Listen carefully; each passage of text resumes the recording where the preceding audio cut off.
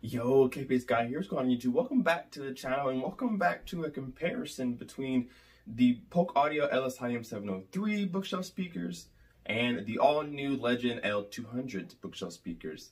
Now what we're going to do is compare the two and see what's similar from the last flagship and see what's brought over from that flagship to the new flagship. And we're also going to address what's new that this one doesn't have. And I know you guys are waiting for a sound demo, but we're going to get to that. But I wanted to go ahead and talk about the differences between the two bookshelves, why I had them in front of me. In case you're somebody who is looking at the LSIM series thinking, wow, what a good price. Should I go for these or should I go for the new Legend speakers? Also, it's going to help those who already have the LSIM speakers. Is it worth the upgrade? So we're going to talk about that here now.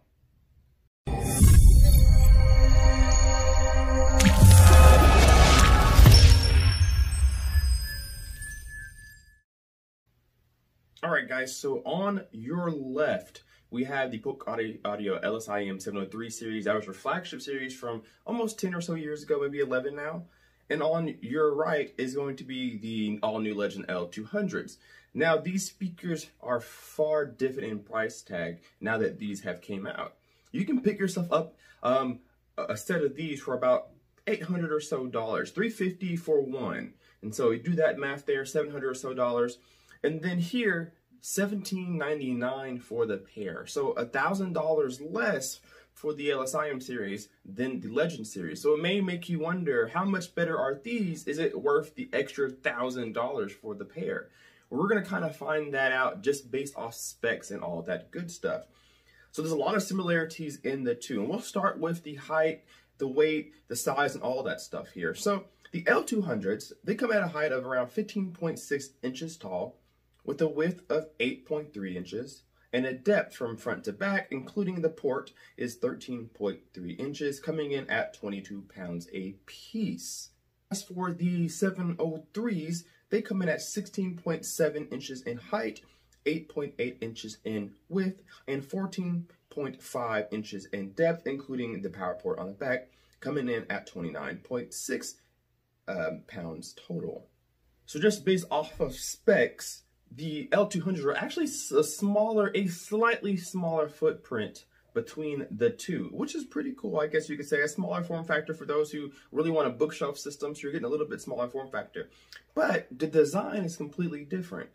Now, as for the L200s, it's more of a straightforward, boxy look. Front face is all gloss, but the entire surrounding of the enclosure is all just MDF wood with a black ash or a walnut type finish, maybe like a cherry color. And it's just not really appealing to the eye. It's just more of a rectangular box with a speaker inside. But it still does look pretty appealing. Now, the LSIM series, the 703s, look way more modern, even though they're older. They have a nice curve to the back, a nice curvature from the top to the bottom here. The sides are kind of flat, but it has a nice face, a nice taper off on the sides and on the top that gives it a nice, modern, elegant look. It looks like an expensive speaker, and it looks really nice in my opinion. I like it far better than the boxy look of the L200. So you're probably wondering if the weight's around the same, the height, the depth, and everything is around the same, and these look more elegant, then what makes this $17.99 for the pair? Let's start with some of the biggest differences. So first is going to be the grills. The grills are actually a little bit different. Now, with this being a longer speaker and more tapered, it actually has a longer grill than this one does, just ever so slightly. You can see that the Polk Audio symbol is now engraved into the grill itself, so when you take it off, you don't have any kind of bothersome look to the front fascia. It's just going to be a clean and simple piano black finish. Doesn't take away from the driver itself. The grill is also made of a different material now. It's more acoustically transparent, so everything's going to pass through with no infractions, no kind of interference at all. And if you take the grill off, it's actually much easier to take the grill off on the new one than it is on the old one. The magnets aren't as tough to take off. They're in a different placement, and they're just better overall.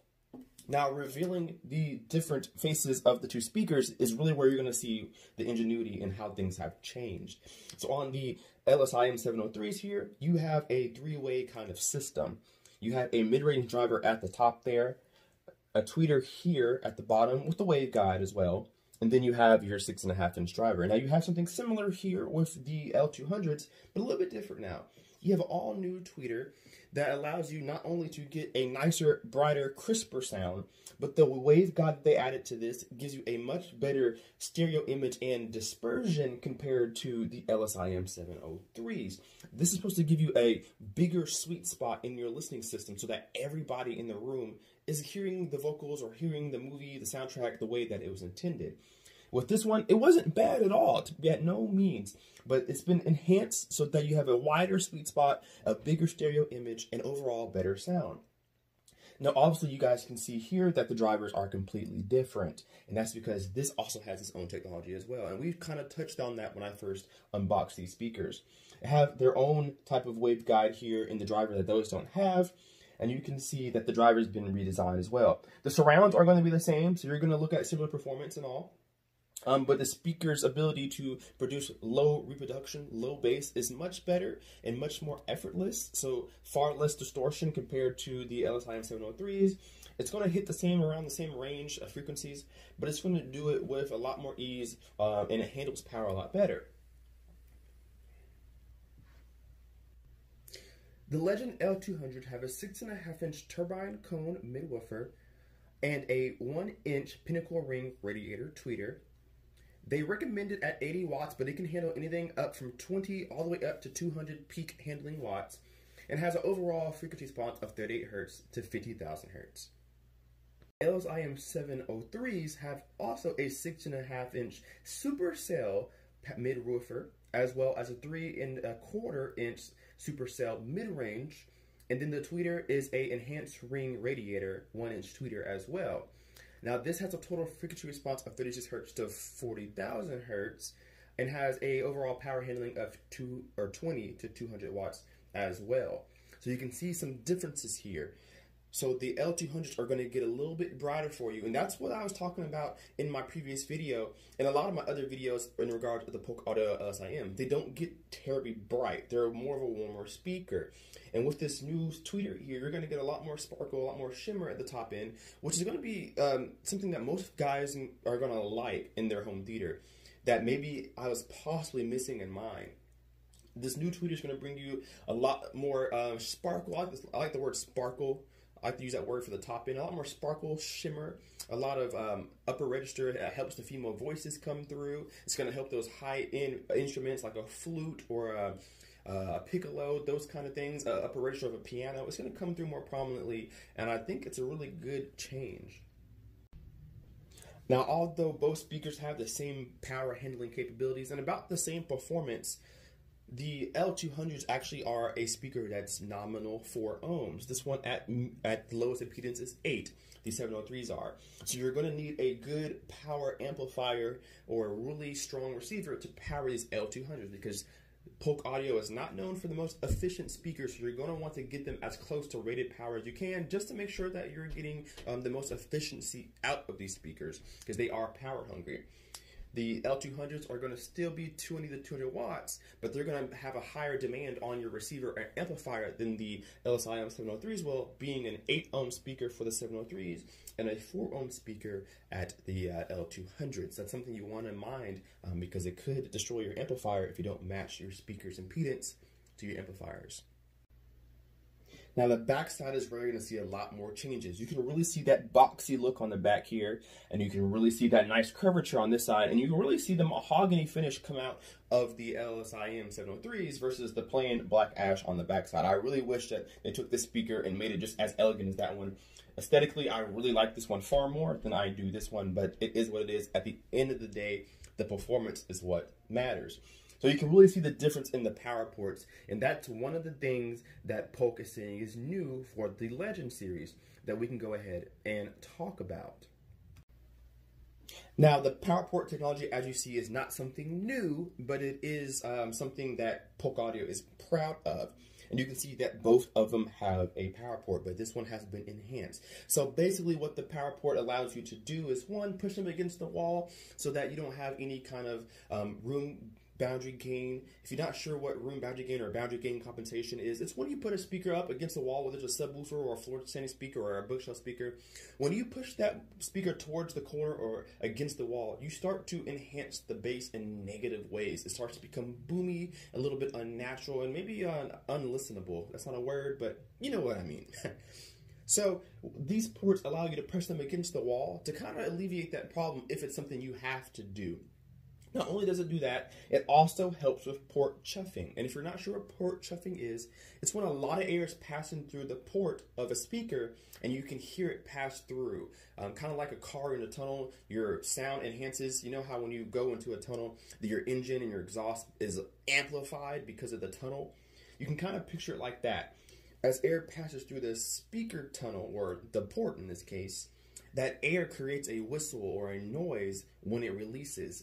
And with this port here on both speakers, it alleviates that chuffing noise, which ultimately just adds distortion and discoloration to your sound at high volumes or low bass.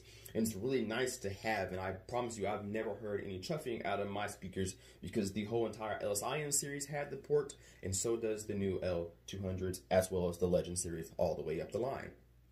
So not only does it work with chuffing, it helps to minimize turbulence, distortion, and port noise. It's been redefined so that you hear and feel the difference. So it helps bring out that bass within the cabinet, gives you a nice, deep, crisp, low end, and really helps its overall performance. Now, the terminals down here, the speaker terminals, have been redesigned, but they're not any different. You can see here that it had a plastic coating around the terminals there, but they still are 5-way binding posts, gold-plated on both. You can see the jumper cables here. They are the same jumper cables that they used in their old series 10 years ago, which are completely fine. They just made it a little bit nicer here. They made the plate that holds the terminals on there flush with the actual cabinet and the same color to kind of eliminate the difference between the two. It doesn't want to stick out. It's much more minimal back here. But again, I didn't mind the LSIMs, the way the terminals were. I thought they looked really, really good both ways. But they're the same, basically the same terminals. Nothing new here to see. Alright guys, so just based off of specs and the size and similarities and differences, you're probably still wondering, is it worth the extra $1,000 for the new series? And of course, we aren't going to be able to determine that just based off of what's on paper. We're going to have to hook these bad boys up and listen to them for ourselves, which we're going to do in multiple videos. I get to test these out for about a month and a half, so you know I'm going to put them through every test that I can think of. And we will, and I will let you guys know exactly what I think, especially coming from the old series, the LSIMs. So guys, don't be in a rush. We're going to take our time with this and really get a really good review on these. And we're going to break them down as many times as we can and talk about them and what I like and don't like, all that stuff, guys. So we can't determine which one's better off of specs because you guys can see they're very similar in performance and very similar in size and power handling. So there has to be something with the sound that makes these worth $1,000, and we're going to figure that out in the next couple of videos, guys. So if you are interested in those things, kind of like that, make sure you leave me a comment down below. Let me know what you guys think the differences are going to be between the two. Is it going to be the bass reproduction? Is it going to be the upper new tweeter? What do you guys think is really going to be the key to making these better? Also, leave me a like if you're enjoying these kinds of videos. And if you're not already, make sure you subscribe. We'll see you guys in the next video. Kpaceguy out. Peace.